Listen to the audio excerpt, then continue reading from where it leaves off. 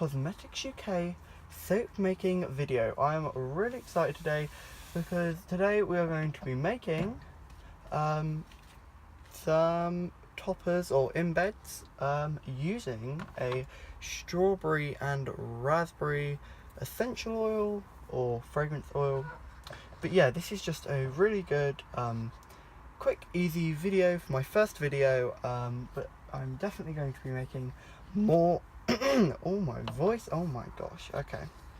But yeah, I'm definitely going to be making more videos using stuff, and I've even planned my next video using this mold to make decorations for the top of a loaf of soap, which will be chocolate and honey. So yeah, without further ado, let's get into making these decorations for the top of the strawberry and raspberry King Cosmetics UK soap. Okay, so all the stuff you're going to need is your melt and pour soap base, or you can use cold process or melt and pour. If you do use melt and pour, I am using the Crystal Soap Base by Steffenson's Personal Care. It is the opaque one, and this is a 1 kilogram tub. I did order 5 kilograms, so I got 5 of these. The other thing you're going to need is your mold. I'm using this. This is actually an ice cube tray. If you want really cool ice cubes that look like raspberries. But yeah, you can do any shape and any scent and any colour. And then I am going to be using the strawberry and raspberry fragrance oil. Now this is optional. If they're just decorations, they don't have to smell. I would definitely suggest using a colour though, but the fragrance isn't always necessary.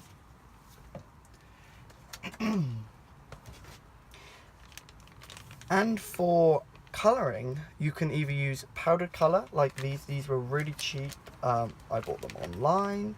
I believe they were about £2 for 50 grams. They are cosmetic grade. Yeah, they're really nice. They are micas.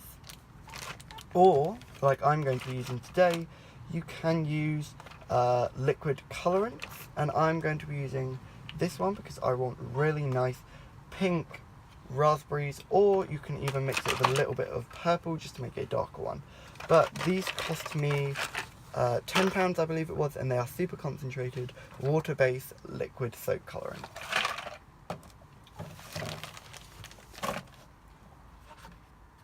You're also going to need a jug to melt your soap and pour it, obviously. You're going to need a knife to cut your soap base if you are using melt and pour. And last but not least, you are going to need a scale. I'm just using a kitchen scale that is just like this. You can use an electric one, whichever you prefer. And you're also going to need a spoon, but I forgot to bring a spoon out. So yeah, let's just get into making this soap. Okay, so the first thing you want to do is open up your melt and pour, if you are using melt and pour, and try and put the knife down the sides. And what this will do is break the air pocket that is in there and allow you to tip it out. And once it's tipped out, it's a lot easier to cut. Then just push on the bottom, and there you go, a lovely bar of melt and pour. Now, you want to know how much to measure. The way I do it is I fill my mold up with water. You can do this with any mold. I did it with this mold, and then I wrote on the side how much each layer is. But a great way to do it is to fill it up with water and then put the water in a jug and measure how much water was in here, and that is a great way to find out the capacity of your mold. So I found out mine was roughly 75 millilitres, which is about 75 grams. So I'm going to measure 100 grams, so I have a little bit extra of my melt and pour soap. Now, as you can see, this one cuts really easily. Try and cut it into little chunks, because the more surface area there is, the better it will melt. So yeah, just measure out all of your base and then put it in a jug.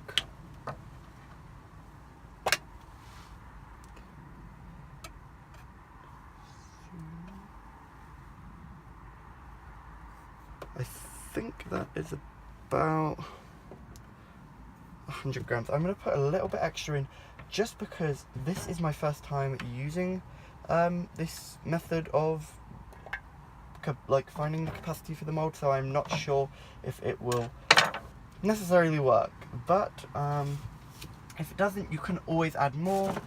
If it doesn't work, I will tell you and try and find a better way to find out how much soap to use. Okay, and then the next thing you want to do is get a microwave safe jug if you are using melt and pour, and then just tip all of this in.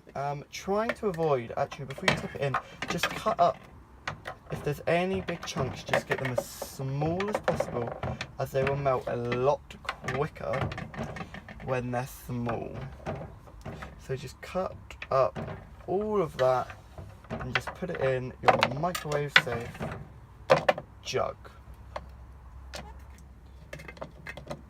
Okay, now this is not a lot, but this is also not a very big mold, so do not worry if it does not look like a lot, because it will melt down and you'll be surprised how much it fills it up. So now what you're going to do is melt your melt and pour for 30-second bursts, being careful not to overheat it. And then when you come back, you'll be in quite a big rush before it sets, but then I'm going to add some pink colouring and some strawberry and raspberry fragrance oil. Now with the fragrance oil, you can play it by ear. You can just put in a little bit and see how it smells. That is what I'm going to do since it is such a small batch. But when you are using a kilogram of this, you need about 30 milliliters of this. I did that using the Brambleberry fragrance oil calculator, which is brilliant, so I highly suggest using that. So yeah, I'm just going to go and melt this. Okay, and then once it is heated up, it will just look really liquidy. So yeah, this is the white melt and pour, so that is why it is white, obviously. Now I'm going to try and work very quick with this. Let's try and get it so you can see. Oh, okay. So, and just stir in that. Now, these are incredibly strong colorants. So, I wouldn't say be sparing, but keep it in mind that they will color it incredibly fast. Let's go for one little drop of purple, just to darken it up. But I'm trying to get these, you know, that rougey red. So just play around with the colours. This is my first time using these, so I'm still kind of playing around, seeing, you know, what looks good.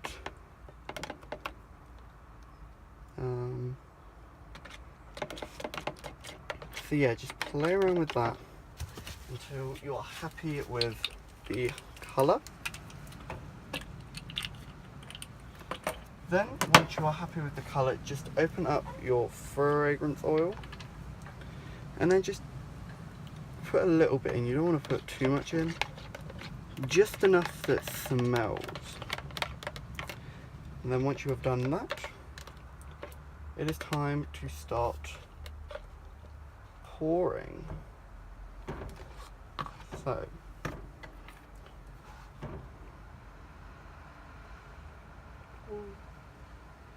pour really very slowly with this, because you don't want to overdo it, but you also don't want it to solidify like it kind of has done. Because when it thins out, it does kind of start to solidify. So just be really mindful of that.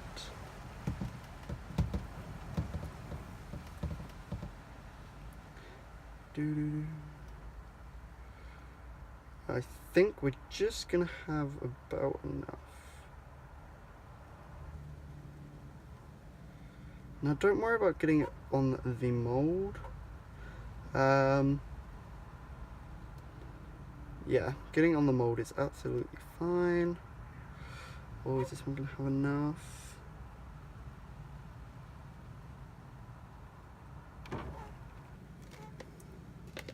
Let's try. So as you can see, this one does set incredibly quickly. So it actually is set while pouring, which isn't ideal. But it just goes to show how quick these set. So yeah, as you can see, I did not pour it quick enough, but I did get some good ones, so I'm not too worried about that.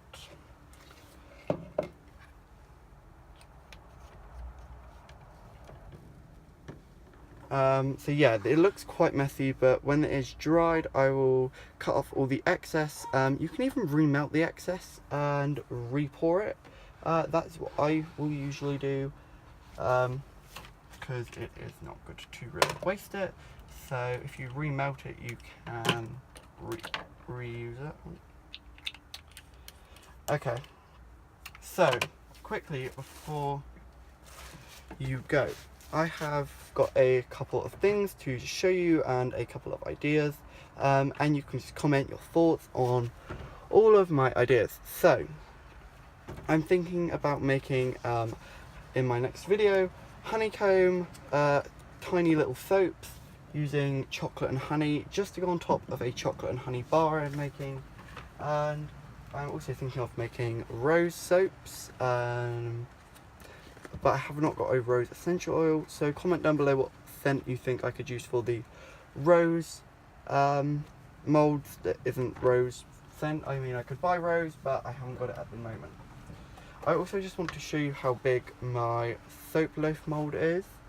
So it's about that big, and out of this I would get 10 bars, and they would be an inch big. But yeah, so, and I have pina colada, sea breeze, cotton musk, chocolate and honey, and strawberry and raspberry soaps coming, and those are everything. So yeah, please have a look at my Etsy shop. These soaps, once they make these full bars, will be up on there. I will leave the first link in the description below, and obviously I'm not too good at this whole video thing, but this is my first video and I'm sure I will get a lot better as time goes on. So please subscribe, and I'm going to be using all of these that I make to make a big loaf. I'm going to try and get 10 of these, which I think I have enough good ones, to put on each one of these loaves when I make this. I think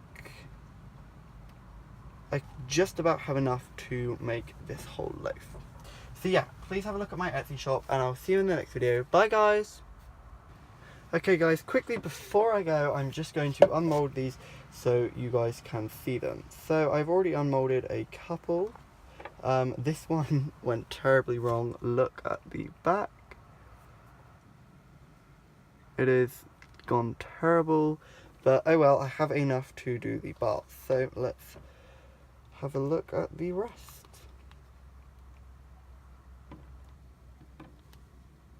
So these ones I will cut away the excess, but apart from that, they're pretty good.